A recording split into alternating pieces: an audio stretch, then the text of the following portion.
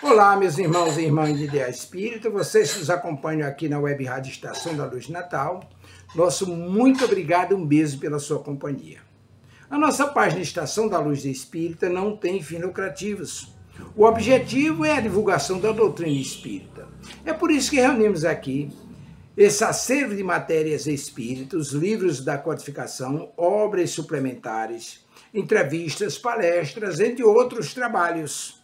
Tudo isso com o objetivo de chegar até você através dos programas das Web Rádio Cristo Consolador de São Paulo e Web Rádio Estação da Luz de Natal, para atender suas necessidades de estudo, pesquisa e lazer. Tudo isso, como dissemos, sem fins lucrativos. Convidamos você agora para nos acompanhar em mais essa atração.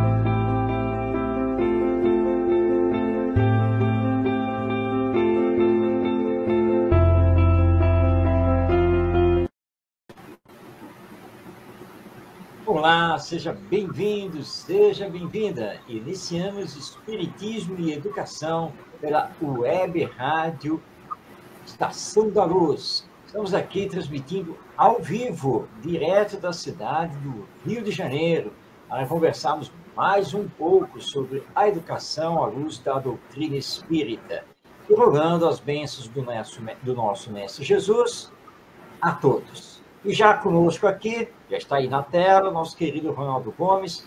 Boa noite, Ronaldo, seja bem-vindo. Boa noite, Marcos. Gratidão a Tavares e todos que estão nos assistindo, Wilson, todos que vão chegando aí. Muita paz, que Jesus nos inspire mais uma vez no dia de hoje. E você pode participar do nosso programa. Basta fazer sua pergunta, enviar seu comentário, dar o seu alô, e nós teremos muita alegria em receber a sua participação aqui no Espiritismo e Educação. Você está vendo correr aí o letreiro aí na base do seu vídeo e está vendo já como você pode fazer contato conosco, pode enviar sua mensagem através do YouTube, por exemplo, e nós estamos trabalhando o tema, iniciamos na semana passada, sobre a educação da criança, limites. E hoje é a parte 2 desse tema, porque na semana passada nós não conseguimos sair dos 3 anos de idade da criança. Foi tanta coisa que nós fomos puxando aqui, puxando ali, lembrando e colocando, e nós estacionamos lá nos 3 anos. Mas, Ronaldo, todo mundo sabe, né, que a infância não termina aos 3 anos de idade. Ainda tem muita coisa pela frente e, portanto, o trabalho de colocar os limites continua, não é mesmo? Perfeito, Marco. Nós paramos nos 3 anos para que possamos compreender esse processo da educação dos limites e como nós tivemos a oportunidade de retratar, colocar na semana passada, que começa mesmo antes do nascimento. Criança que está nascendo, como você colocou, é um espírito imortal. A gente não sabe que criança, que espírito vai ser essa criança que vai nascer, as ideias inatas que ele traz, enfim, toda a experiência dele, boa ou ruim, a que ele está reparando nessa encarnação e a complexidade reencarnatória que está ali com os pais ou quem está à frente deste processo reencarnatório dele também, da sua educação. E nós já falamos aqui da educação espiritual, educação moral, da educação instrução, dessa parceria com a escola, que vamos começar a ver isso.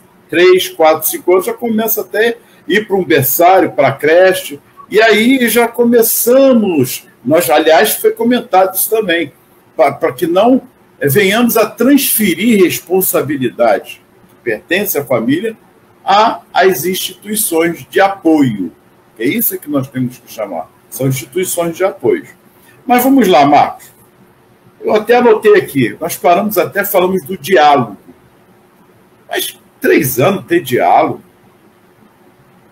Com 3 anos, você vai ter diálogo com uma criança de 3 anos? Tem a ver? Não tem nada a ver? Mas o que tem a ver o diálogo com limites? Vou deixar com você e nós vamos continuar. 3 anos de idade.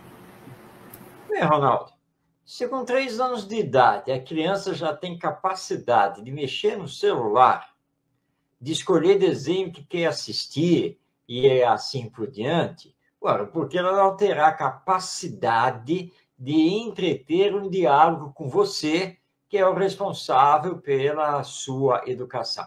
Obviamente que não será um diálogo filosófico, pedagógico, né? Não, claro que não. Estamos lidando com uma criança de 3 anos. Que vamos repetir aqui, reforçar isso. O espírito, quando reencarna e está no período da infância, ele pensa como criança, ele assente e age como criança. Então, ele não tem o pensamento abstrato, ele não tem o pensamento racional com 3 anos de idade, como ele terá depois, na medida em que o seu organismo físico permitir a expansão da sua inteligência. Mas, com 3 anos de idade, a criança entende muito bem o que você fala com ela. Você vai adequar a sua linguagem, os exemplos que você vai utilizar. Então, o diálogo é fundamental e que começa, mas já desde cedinho, né? Nasceu, o diálogo já tem que começar a conversar para que a criança aprenda a conversar, aprenda a realizar esse diálogo. Bom, mas o que o diálogo tem a ver com os limites? Bom, tem tudo a ver, né? Porque é justamente dialogando que você vai poder explicar, que você vai poder fazer combinados, que você vai poder estabelecer regras com a própria criança, para que ela se habitue a isso. Vamos lembrar aqui que Allan Kardec nos diz que a educação é o conjunto de hábitos adquiridos. Então, ela vai adquirir, primeiro, o hábito de conversar com o pai, com a mãe, o avô, a avó, então vai adquirir esse hábito. Adquirindo esse hábito, na sequência, vai adquirir outro hábito, o de estabelecer combinados e regras. E compreender, dentro, obviamente, dos seus limites, mas ela entende muito bem, a existência, então, de limites, da necessidade de respeito ao outro. Então, diálogo e limites com a criança de 3 anos de idade tem tudo a ver e é o que deve ser exercido. Perfeito, Marcos. Se não for assim, como fica? Nós falamos que lá atrás, antes do nascimento, já estava havendo um diálogo. E é o que deveria ser feito. Uma prece para aquele espírito que está vindo, pedir a Deus orientações, discernimento para dar prosseguimento. O diálogo que está ali já no ventre, você conversar com essa criança. Não é um diálogo, você não está conversando com ela. Né? Se ficar ligando pelo aspecto materialista, que independe, você está ali conversando com esse ser que está para nascer. Na visão materialista é a mesma situação. Você vai conversar com esse ser que está nascendo. Na visão espírita, você está conversando com esse ser imortal.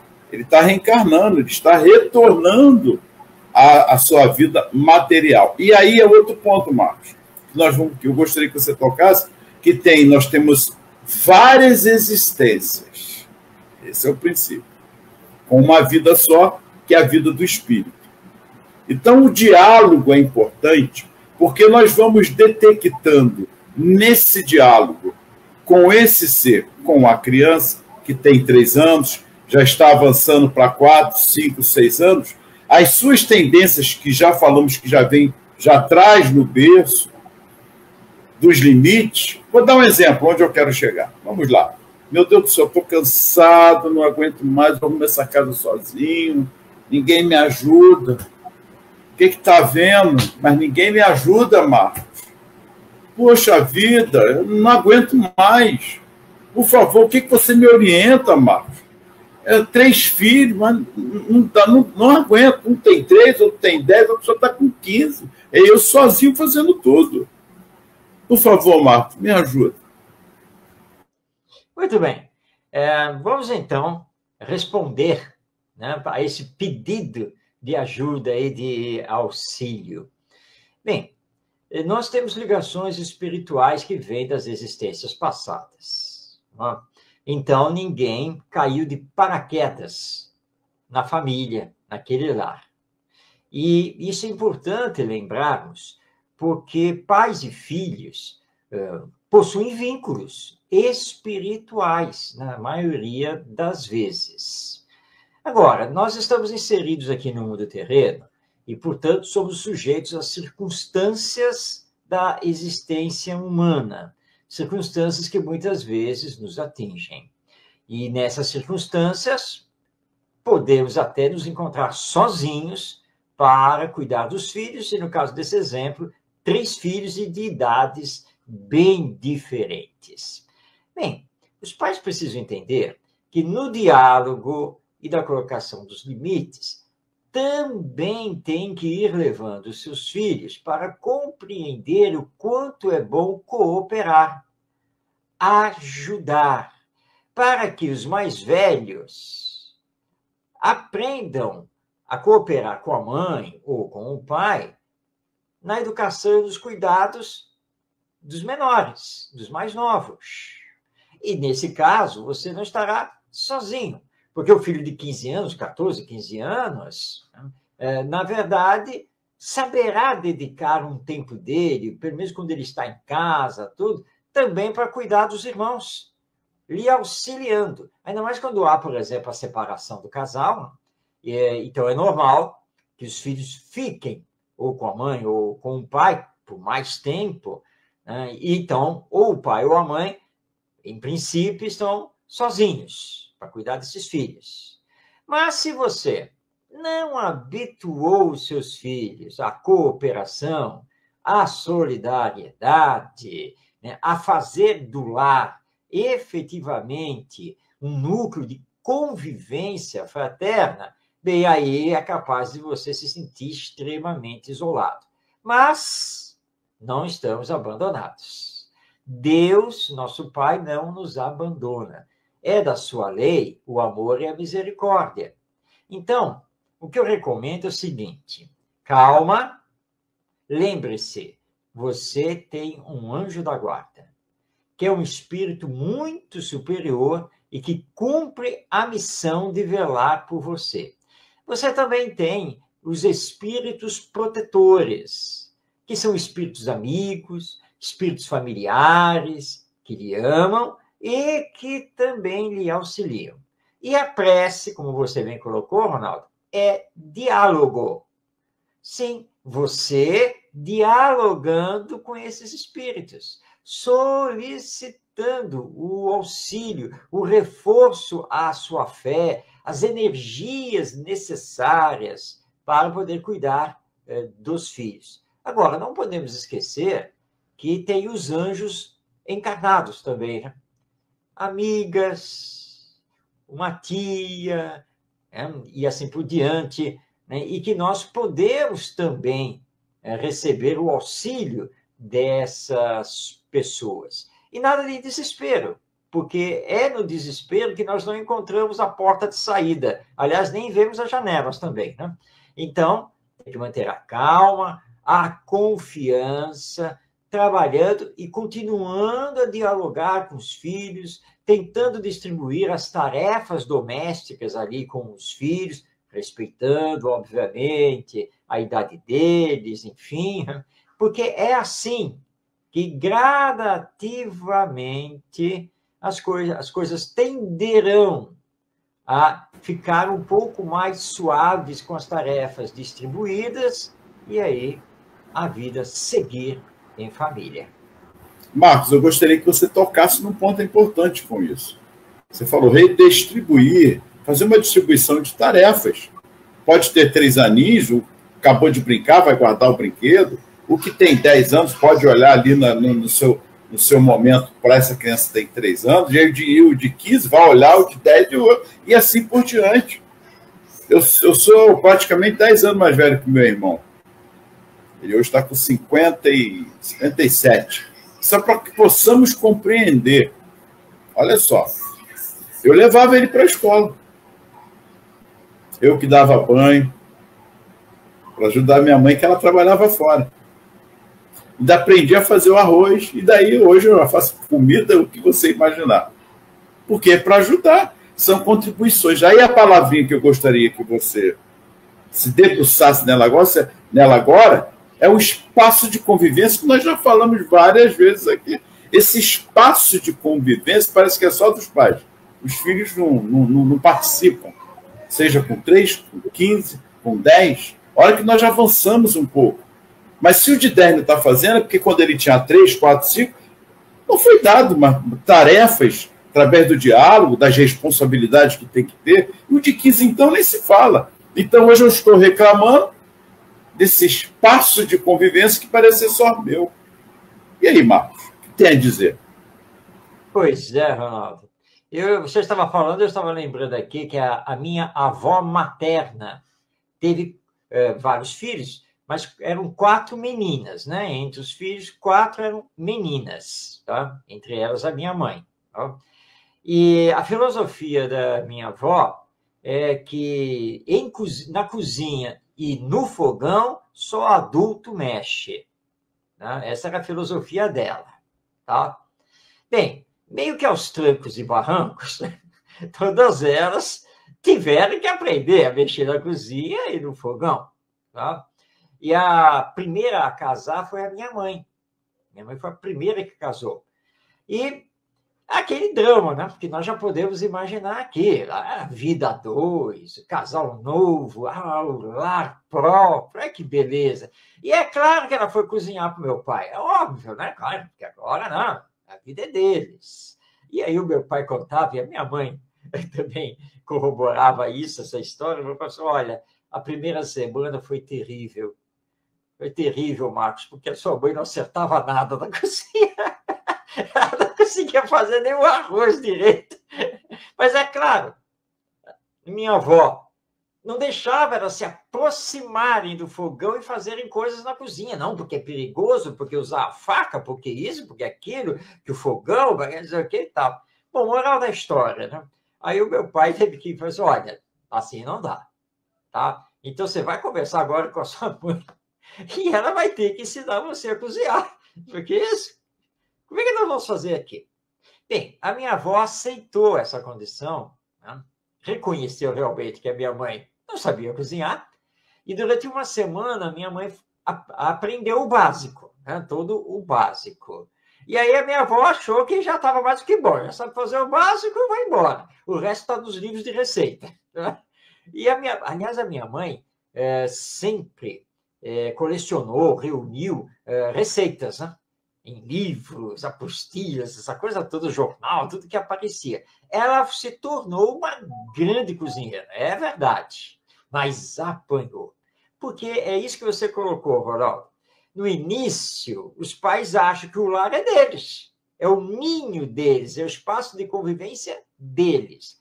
No início, sim, mas quando vem o primeiro filho, já não é mais somente deles. Agora tem que compartilhar o espaço de convivência com o filho que chegou. Veio um segundo, então agora são 4. Se tem um terceiro, são 5. Né? Como éramos nós lá em casa. Né? Papai, mamãe, eu e mais 2 irmãos. Né? Então, os pais têm que saber trabalhar isso. E inserir os filhos nesse contexto do espaço de convivência que é o lar. E o diálogo, limites e distribuição de tarefas é muito importante.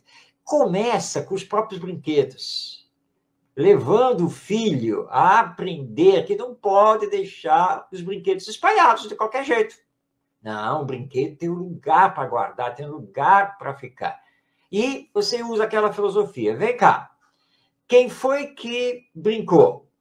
Quem foi que espalhou os brinquedos? Fui eu? Não.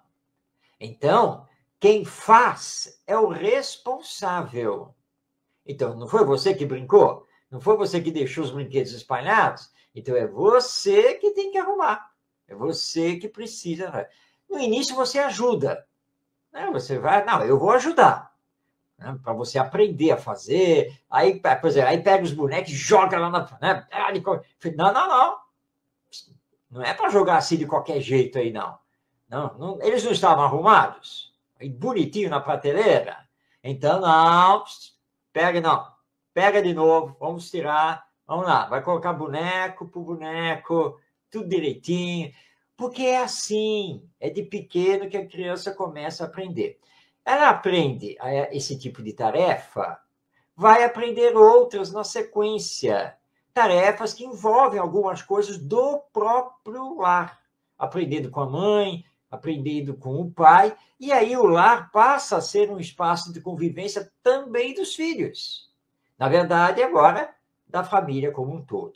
Então, saber cooperar, saber se responsabilizar por algumas tarefas, isso é importantíssimo, porque os pais têm que olhar o futuro, lá na frente. Né? Quando o filho for um adulto, e vai ter o emprego, né, Ronaldo? Vai ter o emprego, vai lá, aí o chefe, o gerente, chega lá para pedir alguma coisa, mas ele não sabe, o negócio dele, ele sempre foi individualista. Só que na empresa precisa saber trabalhar em equipe. Como que ele vai conseguir trabalhar em equipe se ele sempre foi individualista, egoísta? Lá em casa, as tarefas nunca foram divididas, papai e mamãe que faziam tudo. Então, se você é pai, se você é mãe, cuidado. Não faça tudo pelos seus filhos. Tem que responsabilizá-los paulatinamente, fazer com que eles entendam a tarefa da cooperação para que a família, o lar seja o espaço de convivência de todos. Marcos, temos algumas perguntas aqui que já foram colocadas, não podemos aqui falar quantas vezes necessário, mas vamos lá. A Maria Clara, ela faz uma observação aqui importante, várias observações. A primeira delas é: o limite da educação começa onde? Por onde? E quem é o maior responsável por colocar esses limites? Nós comentamos aqui, cara, mas vamos mais uma vez, porque na verdade não é repetição, é um processo de educação, é isso. Marcos acabou de falar isso. Limite da educação começa onde? Por onde? E quem é o maior responsável, Marcos? Mais uma vez aí, depois eu passo para outra pergunta. Começa no lar.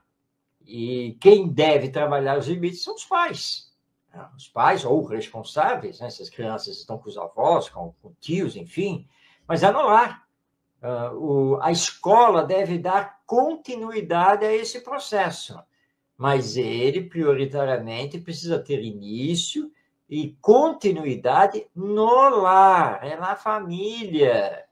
E o tempo todo, e desde que a criança renasce, porque vamos repisar aqui, né? A criança é um espírito reencarnado, que já traz tendências de caráter, por isso que nós não podemos deixar o tempo passar. Então, os limites começam no lar, não tem idade para isso, quanto mais cedo melhor, e os responsáveis são os pais. Então, deixa isso bem reforçado mesmo. Perfeito, Marcos. E a segunda pergunta, fala assim: a proibição do uso do celular em casa, devido às desobediências, sejam quais forem, é um bom limite? É errado? É certo? Primeiro ponto, eu vou dar uma palhinha aí. Proibir, a palavra não é proibir. Porque, como o Marcos colocou, já estamos falando há vários programas, vem lá de trás. Aí agora, a proibição é autoritarismo. Aí que já vem a situação. Você está proibido de. Mas por quê? Porque eu quero, eu mando. Manda quem pode e obedece quem tem juízo. Mas e aí? Agora a lei vai para dentro de casa. A lei aqui sou eu. E aí? O que eu estou criando à frente? Agora não, mas para a frente. Com você, Marcos. É isso aí, Ronaldo. educar é diferente de proibir. São coisas completamente diferentes. O celular é o vilão da vez, não é? Aí, parece que o celular é o mal do século. Tá? Ele deve ser representante de Satanás. Não, não é nada disso. Nada disso. Tá? O celular é um avanço científico, tecnológico da humanidade e muito importante. E ele em si, com a internet, com os aplicativos, tudo mais, ele é neutro. Eu dei esse exemplo ontem, domingo, eu estive em São João de Meriti, que é Grande Rio de Janeiro, para um seminário sobre educação espírita, e eu dei esse exemplo, disse assim, olha só, gente, celular. Eu estou com o meu celular aqui, ele está no bolso, tá? Está desligado, tá? Nesse momento, o celular que está, do meu celular que está aqui no bolso, ele é um aparelho completamente neutro, não é? Ele não está interferindo em nada aqui no seminário, eu não estou fazendo nada com ele, tanto faz como tanto fez se eu estou aqui com o celular ou não. É só um aparelho que está no meu bolso. Claro que depois eu vou acionar, tá? Mas só que nós temos que aprender a acionar para o bem. Então, o problema não é o celular. O problema sou eu. Eu sou o problema, porque não sei usar o celular devidamente. Então, nós entramos no campo da educação.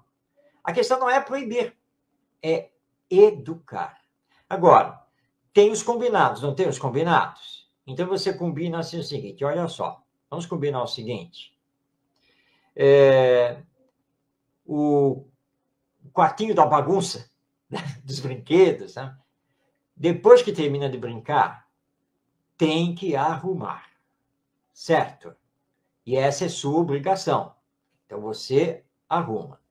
Agora, se não arrumar, se deixar tudo, né, de qualquer jeito, bom, aí você, como consequência, perde o direito, né, depois aí do almoço, você perde o direito de usar o celular, de assistir lá o desenho, seja lá o que for, através do celular. Você entendeu o combinado? Tá, então repete aí para mim, como é? Entendeu? Tá, aí ele disse que entendeu, não, tá certo. Então você já sabe. Se deixar os brinquedos espalhados, tudo de qualquer jeito, não sei o quê, não pode usar o celular. Ali, né? Porque o combinado é esse, que depois do almoço, tá, pode usar o celular para assistir um desenho, para fazer alguma coisa, um jogo. Ok, isso é liberado. Mas se deixou tudo bagunçado, perde esse direito. Naquele dia. Então, não é uma proibição. É um combinado. Existe uma regra. Existem consequências quando o combinado é quebrado. Então, isso é educar. Porque ele aprende. Puxa, é mesmo, né? Fiquei sem poder fazer o jogo lá no celular por culpa minha mesma. Porque eu não cumpri a tarefa. Né? E no dia seguinte? O combinado é exatamente o mesmo. Está tudo arrumado? Celular liberado. Agora já sabe. Só pode usar por meia hora. Ou por uma hora. Né? Porque são os limites que têm que ser colocados, mas sempre conversados, dialogados, para que ele possa entender. Então, proibir é autoritarismo, proibir não educa. O que educa é dialogar e estabelecer em conjunto os combinados e, claro, fazer valer as consequências quando os combinados são quebrados. São regras e hábitos, e também exemplos. Vamos lá, o Mahatma Gandhi tem uma passagem dele em que são dois, mas eu gosto muito. E quem fala muito dele, o Santo também, eu vou chegar lá, Santo. Tem outra aqui também da Maria Clara. Em que Gandhi fazia suas preleções sobre educação e chega uma senhora com um filho e fala, Gandhi, meu filho está demais, ele come açúcar exageradamente, mas muito açúcar, Gandhi. Por favor, fala aí, sei lá, me ajuda. Ele volta semana que vem. Tudo bem. Passada uma semana, ela voltou. Gandhi, lembra? Não lembro. Então, continua, ele come muito açúcar e não sei mais o que eu falo. Olha, menino, para de comer açúcar. Isso faz mal à saúde. E tal, foi conversando. Ela, mas, Gandhi, você me esperou uma semana para que viesse me falar para o meu filho, para ele parar de comer açúcar. É porque eu também comia muito açúcar. Então eu tinha que parar primeiro para depois passar para ele como exemplo que eu tinha que parar de comer açúcar. Educação através do exemplo. Entendeu? Então vamos lá, Marcos. É só para pincelar aí. Porque a Maria Clara fala aqui, ó, deve ser imposto, deve ser conversando, esses limites. Qual a melhor forma educacional? A moral espiritual. Está aí no grande. Ele deu um exemplo moral de educação, entre outras, e não houve proibição. Mas, através do exemplo, o garoto ouviu ele falando, ele também comia e agora parou. Em uma semana ele parou para que pudesse falar comigo justamente o que ele agora também está fazendo. É a força do exemplo, que nós já falamos tantas vezes aqui no programa, que é a maior força da educação. E os pais precisam se esforçar para dar o exemplo, não é? Porque, às vezes, os pais proíbem pura e simplesmente alguma coisa, mas estão proibindo para o filho, mas não proíbem a si mesmos. Né? E aí o filho vê, né? Ué, mas papai, mamãe, estão fazendo, como é o caso aí do uso do celular. Não é? Você pega, você fala assim, quer saber uma coisa? Chega, tá? Seu celular está confiscado, vai ficar comigo. Para ver se você aprende aí, que tem que ter limite. Não pode ficar o tempo todo no celular, não. Está proibido, só para ele, só para você. Sua mãe está certa. É mais do que certa em reclamar, tá bom? Então o celular agora vai ficar comigo essa semana toda. Tá? E só vou devolver se você se comportar direitinho. Tá bom? Vai embora, que eu tenho mais o que fazer, né? E tá lá no celular, né? O tempo todo. Aí o filho vem lá para perguntar alguma coisa. Agora não, tá vendo que eu estou aqui? Eu estou respondendo umas coisas. E aí o filho começa a ver assim, papai e mamãe não saem do celular. Mas eu estou proibido de usar o celular. Como é que pode uma coisa dessas? Então, cuidado, muito cuidado com essa questão do exemplo. Para alguns filhos, os combinados, através do diálogo, vão funcionar mais facilmente. Para outros, com maior dificuldade. Por que isso? Porque cada filho é uma individualidade. É um espírito com a sua história evolutiva, com a sua personalidade, as suas tendências e caráter. Então, tem aqueles que serão mais compreensivos e aqueles que serão mais rebeldes. Mas o esforço tem que ser o mesmo. O diálogo, continuar a fazer os combinados. Ele quebrou o combinado? Tem consequências. Aliás, essas consequências têm que estar sempre muito bem claras, tá? Para que ele depois não proteste, né? Ah, mas isso não é válido, isso não vale. Como que não vale? Nós não conversamos. Não combinamos como ia acontecer. Inclusive, não combinamos qual seria a consequência se o combinado não fosse feito. Ué, você sabia tudo. Então, você não tem o que reclamar. Certo? Então, tem que estar tudo bem claro. E mostrar para ele que você está realizando o processo de educação. Mas que isso vale para você também. Não é somente para ele. Espaço de convivência é para todos. As regras são para todos. A flexibilidade ela pode até existir e deve existir, mas respeitando as regras. O dormir, o comer, falar. É isso. Eu quero entender onde tem que fazer agora leis do bom dia, boa tarde, das boas maneiras. Nós estamos perdendo as referências de seres humanos, de espíritos imortais, como a doutrina ensina. E aí vem a pergunta do Sandro, Marcos. Na falta dos pais, desencarne de ambos, a responsabilidade está no projeto das reencarnações? A outra assumir este papel? Sandra, eu vou deixar o Marcos, mas não podemos esquecer que as escolhas, geralmente, reencarnatórias, são nossas. Nós escolhemos e somos assistidos ou não, e às vezes exigimos, nós mesmos, não, eu quero esse tipo de encarnação. Eu vou perder o pai e mãe e vamos ver como é que fica. Eu vou conseguir lá por todas as intempéries aos espíritos. Olha, não é bem assim, não. Nós já falamos também sobre esse processo reencarnatório. Aí a gente vai culpar a Deus pelos transtornos que nós estamos passando na vida. Perdi meu pai cedo, perdi minha mãe cedo. Não tive ninguém. Opa, não, alguém cuidou de você.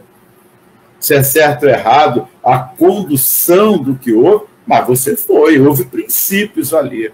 A escolha é nossa. Ronaldo, nós não podemos esquecer que antes de reencarnar, existe um planejamento dessa encarnação. E é normal nós, como interessados diretos, participarmos desse planejamento. E com o uso do livre-arbítrio, nos é facultado escolher o gênero de provas que vamos querer passar. Obviamente que os instrutores espirituais nos orientam nesse processo, mostram, indicam caminhos possíveis, mas nós temos a liberdade de fazer algumas escolhas. Então, o gênero de prova, normalmente, é escolhido por nós. Então, a desencarnação dos pais não é por acaso. Você não está passando por essa prova, porque aconteceu. Não, não é assim, não. Porque se fosse assim, então a lei divina seria imperfeita, permitindo que o acaso pura e simplesmente existisse. Então, na maioria dos casos, você pediu esse gênero de prova, mas Deus não nos abandona. Então, você vai, sim, ficar órfão. Você vai perder o pai e a mãe. Mas não significa que ficará abandonado do mundo. Pode acontecer? Pode. E, nesse caso, é uma expiação. Já não é mais uma prova. É uma expiação por causa do seu passado, do que você fez nas outras encarnações. Então, você vem com esse gênero de prova e que, a partir desse momento de perder os pais, se caracteriza como uma expiação. Então, tudo que vai lhe acontecer, tudo pelo qual você vai passar, é para que você possa iniciar a reparação do seu passado. E a expiação sempre traz sofrimento, sempre traz dor. Não resta nenhuma dúvida. Mas Deus não pode me aliviar? Não pode me tirar isso? Não, não pode. Porque uma expiação não é uma prova. Mas a expiação pode ser atenuada. Mas isso vai depender das suas boas ou más resoluções aqui, nesta encarnação. Porque você pode, por exemplo, se revoltar e virar um jovem delinquente. Ok? Mas você pode se resignar e, apesar do sofrimento, você pode continuar a batalhar para sobreviver e encontrar corações amigos, anjos encarnados, que uma hora vão lhe estender as mãos. Então, tudo depende de você. Tá? Agora, os Espíritos nos explicam em O Livro dos Espíritos que compete à sociedade colocar em prática a lei de amor. Tá? E os mais velhos, os mais fortes, devem cuidar dos mais fracos. Então, aí há uma culpa social, quando deixamos crianças órfãs abandonadas. E vamos coletivamente responder por isso. Porque poderíamos nos movimentar para auxiliar essas crianças, acolhê-las, e não fazemos. E aí, então, vamos responder perante a lei divina. Então, vamos deixar isso aqui bem claro. Existe a escolha do gênero de provas. como existe também a expiação. Mas existe o egoísmo e o orgulho que provocam situações que poderiam ser evitadas. Mas se for evitado, como é que ele vai responder lá pelo seu passado? Os caminhos de Deus são múltiplos. Muitas vezes não necessariamente ficando aí na sarjeta, na penúria, né? Uma criança abandonada perambulando pelas ruas. Na verdade, como os espíritos superiores nos colocam, numa verdadeira civilização, ninguém deve morrer de fome. Numa verdadeira civilização, os ensinos morais de Jesus devem estar colocados em prática. Então, se nós temos responsabilidades individuais, nós também temos responsabilidades coletivas ou sociais, e precisamos pensar seriamente nisso. Marcos, não podemos nos esquecermos que a educação é um processo contínuo. É um processo contínuo de aprendizagem em relação a esse desenvolvimento da evolução moral e intelectual do espírito que está ali naquele processo. Todos nós, aliás, todos nós. Tanto na vida material quanto na vida espiritual. Porque estamos ligados. É a lei de reencarnação do retorno para a nossa reparação. Então, nós não podemos nos esquecermos que há razões daquele momento, das necessidades do espírito passar por aquilo. E você colocou bem nesse aspecto, que a doutrina vem mostrar isso. A escolha é nossa. Agora, o tempo de Deus é o tempo de Deus, é do amor. Não é impondo. Há espíritos que estão milenarmente se perdendo. Há um livro de André Luiz, eu não me recordo agora, que uma das... Eu não lembro, mas eu só sei a história é essa. E que ela, não sei se é o Clarencio, o Ambrósio, não sei. Ela fala assim, ele está praticamente há quase 700 anos, uma coisa assim, e já está começando a ficar entediado com tanto mal que ele vem fazendo. Você lembra da história?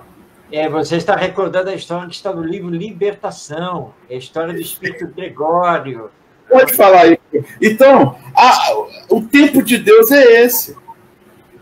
Estou 2000 anos. Então não existe a eternidade do sofrimento. Eu gostaria que você colocasse para começarmos a entender que a educação de Deus é com amor, sim, não é com imposição. Sem dúvida, Ronaldo. A história do livro Libertação, assim, de uma forma geral, foca muito no espírito Gregório. Gregório já estava há alguns séculos no mundo espiritual, extremamente revoltado, e ele tinha pego o caminho do mal. Tá? Já não olhava mais a quem, e ele comandava lá uma cidade, lá na Umbralina, com dezenas e dezenas, centenas lá de súditos, e ele era considerado o grande líder, né? Aquela coisa toda. Tá? Mas o tempo é de Deus, né? Como você muito bem colocou. Mas ele vai ficar eternamente no mal? Ele não vai responder pelas maldades dele, não? Não é possível. Né? Calma. Bem, aí a equipe espiritual, e o André Luiz está ali envolvido, está começando a trabalhar uma das vítimas do Gregório, vítima essa que, na verdade, tinha tido uma ligação com o Gregório lá atrás, numa das existências, e tinha sido uma ligação de amor, de afeto. Só que o Gregório estava tão voltado ao mal, estava tão cego quanto a isso, que ele, pura e simplesmente, não sabia que aquela vítima era o amor dele do passado. Ele não sabia. E foi por aí que a equipe espiritual começou a entrar. Mas por quê? E você lembrou isso. Porque já havia sido detectado que depois de tantos séculos, né, no mal, ele estava começando a ficar um pouco entediado com aquilo, e vez ou outra ele tinha algum pensamento questionando o que ele fazia, mas que ele tentava controlar. Bem, a história se desenrola, só é muita coisa que acontece, mas lá no final, aí ele fica super revoltado porque a equipe espiritual da luz, né, que representava Jesus, tinha feito a intervenção e tinha tirado a vítima dele. E ele foi com tudo, né? Não, queria atacar, acabar com aquela equipe, aquela coisa toda, e lá foi ele. Tá? Só que quando ele chega, quem se apresenta a ele? A mãe. A sua mãezinha querida lá do passado, que tinha feito de tudo por ele, que ele realmente tinha dado amor a ela, né? E ela se apresenta. Ele fez, Gregório, meu filho. E aí ele pega, minha mãe? Minha mãe? E aí ele, aquela coisa toda, e aí, depois de séculos de maldade, tá aí a capa do livro Libertação, ele finalmente se entrega para a mãe. Porque Deus não violenta as consciências. As coisas vão acontecendo, até que você começa a mostrar brechas. E aí o amor divino, através da intervenção dos bons espíritos, começa a chegar a você. Então é um processo que muitas vezes é lento no nosso tempo, mas não no tempo de Deus, né?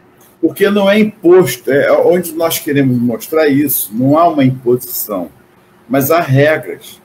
De tanto fazer o mal, nós mesmos, é o puro, a sinceridade dessa pureza de se arrepender, que os Espíritos falam, que aí sim, quando nós nos desgastamos, Senhor, com sinceridade de clamar, a ajuda sempre esteve ali. Basta a gente sair desse marasmo da teimosia em continuar no nosso egoísmo, que é a chaga da humanidade, para que possamos compreender que está em nós, até porque nós fomos criados simples e ignorantes. E Deus é amor, nós somos suas criaturas de amor. As resoluções ao longo das nossas existências, com o livre-arbítrio, do mal que fazemos pela ausência do bem que deixamos de fazer, nos tornamos cada vez mais piores ou melhores com as nossas ações. E o tempo de Deus é isso. Não é imposto, mas há regras. Há regras, há leis que precisamos respeitar, e muito. Então, o Sandro faz outra observação, tá aqui, ó. Floresça onde Deus te plantou. E aí, por aí, é isso. As escolhas são nossas. Dependente se foi o pai, se foi mãe, foi avô, foi o vizinho. Espera aí, errado é errado, o certo é certo, o mal é a ausência do bem, amai-vos uns aos outros como eu vos amei. Está aí. Então, nós, no processo de educação, que é a reencarnação, o maior processo de educação moral do espírito é a reencarnação. Porque nós sabemos que na erradicidade nós aprendemos, precisamos ali estudar muito, clarear nossas visões em relação aos nossos procedimentos enquanto na vida, mas é aqui que vamos passar pelas provas ou expiações, colocar em prática aquilo que na erradicidade, que não se trata de erradicidade, é outro, nós precisamos deixar claro que a erradicidade não são espíritos errantes, não é nada disso. A erradicidade é o plano espiritual. Há espíritos lá que estão ajudando todos nós, já estão no processo de evolução muito maior do que nós.